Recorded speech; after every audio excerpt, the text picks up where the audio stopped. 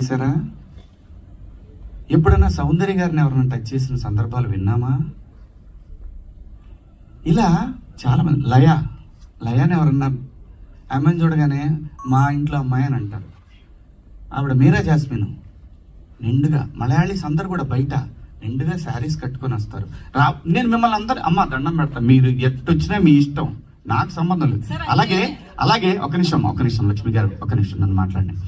అలాగే భూమిక గారిని ఎన్నోసార్లు వచ్చింది ఆవిడ. ఎవరన్నా టచ్ చేశారు ఆవిడ్ని? నేను అంటున్నాను, ప్రొవోక్ చేయకూడదు. ప్రొవోక్ చేసినట్టు అనిపించినప్పుడు మీరు అన్నదానికి కుర్రాళ్ళు ఆహా నువ్వు ఇలా ఉంటావా, వాళ్ళు పందాలు వేసుకుంటారు. పిల్లలుండి చిన్నపిల్లలు, మన పిల్లలు వాళ్ళు. నేను అంటాను, మనం ఎందుకు అవకాశం ఇవ్వాలి అనేది నా ఉద్దేశం తప్ప మీ ఇష్టం అండి.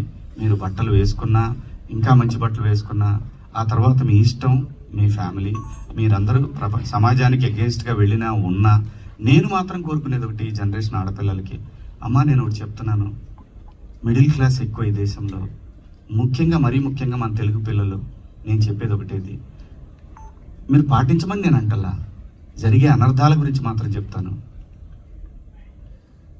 జాగ్రత్తగా ఉండండి. ఎంతకన్నా నేను చెప్పేది ఏం లేదు. Thank you.